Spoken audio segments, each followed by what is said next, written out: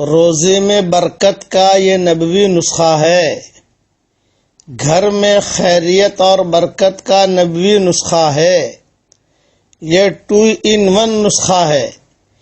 آپ اس پر عمل کریں تو آپ کے روزے میں بھی برکت ہوگی اور آپ کے جو پڑوسی ہیں ان پڑوسیوں کے روزے میں بھی برکت ہوگی.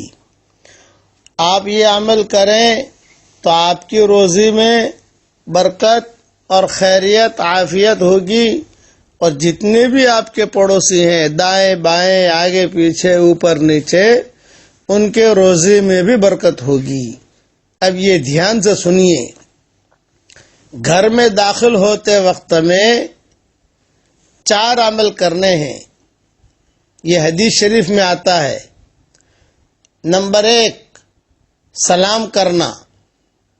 نمبر 2 سورہ فاتحہ پڑھنا. نمبر 3 سورہ اخلاص پڑھنا.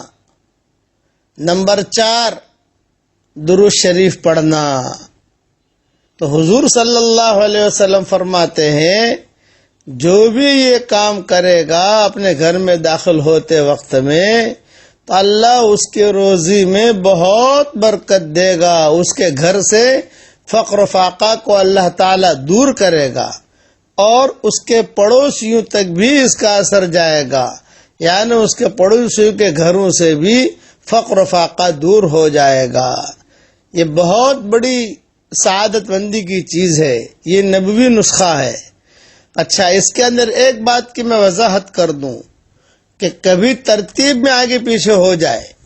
مثلا سلام تو سب سے پہلے آئے گا ہی آئے گا، لیکن کسی نے پہلے درود شریف پڑھ لیا، بعد میں سورہ فاتحہ پڑھ لیا، بعد میں سورہ اخلاص پڑھ لیا، کوئی حرج کی بات نہیں ہے. بعض مرتبہ کسی نے سورہ اخلاص پہلے پڑھ لیا، بعد میں سورہ فاتحہ پڑھ لی، کوئی حرج کی بات نہیں ہے. لیکن سلام تو ہر حال پہلے آئے گا. دوسری وضاحت یہ ہے کہ گھر میں داخل ہو کر سلام کرنا، چاہے گھر میں کوئی ہو یا نہ ہو.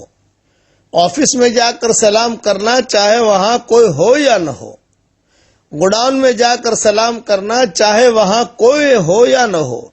یعنی یہ جو ہے سلام کرنا، سورہ فاتحہ پڑھنا، سورہ اخلاص پڑھنا، درود شریف پڑھنا، یہ صرف گھر کے لیے نہیں ہے بلکہ دکان پر بھی آپ کر سکتے ہیں. دکان پر گئے، دکان کھول رہے ہیں، اب جو ہے آپ نے سلام کر لیا، سورہ فاتحہ پڑھ لیا، سورہ اخلاص پڑھ لی اور درود شریف پڑھ لی، پھر اپنے کام میں لگ گئے. الحمدللہ. گوڈاؤن میں جا رہے ہیں تو وہاں پر بھی، یہاں تک کہ آپ اپنے ملازمین کو بھی سمجھا سکتے ہیں بھئی میں تو جو ہے دیر سے آتا ہوں، آپ دکان کھولتے ہو، بھئی روزانہ سلام کرو، سورہ فاتحہ پڑھو، سورہ اخلاص پڑھو اور جو ہے درود شریف پڑھو. یہ اس کا اہتمام کیا جائے. اس وقت میں روزی کی بہت شکایتیں کر رہے ہیں لوگ، اس لیے سبق دے رہا ہوں.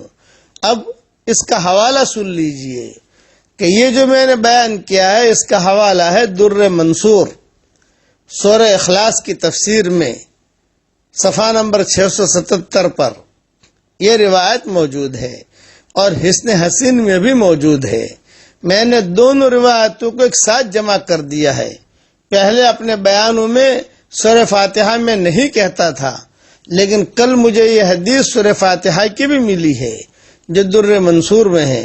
اس لیے در منصور اور حسن حسین یہ دونوں روایتوں کو میں نے ایک ساتھ جمع کر دیا ہے. اور یہی چیز میں نے میری کتاب بکھرے موتی جلد اول کے اندر بھی لکھی ہے، لیکن اس میں سورہ فاتحہ کا تذکرہ نہیں ہے. اب جلد 12 میں انشاءاللہ سورہ فاتحہ کا بھی تذکرہ آ جاوے گا. اللہ تعالی مسلمانوں کی اجتماعی اور انفرادی پریشانیوں کو اللہ تعالی دور فرمائے اور عافیت کے ساتھ جو بھی روزی کے بارے میں پریشان ہوں اللہ تعالیٰ ان کے روزی میں عافیت کے ساتھ خوب برکت دے. اور ایک وضاحت اور سن لیجئے، بعض لوگ ہیں کہ ان کے روزی میں خوب برکت ہے تو وہ بھی عمل کریں. گھر میں یعنی مال اللہ تعالیٰ حلال بھی دے گا اور بڑھ کر بھی دے گا اور گھر میں انشاءاللہ عافیت رہے گی. اللہ تعالیٰ عمل کرنے کی توفیق عطا فرمائے. والسلام علیکم ورحمۃ اللہ وبرکاتہ. وآخر دعوانا ان الحمد للہ رب العالمین.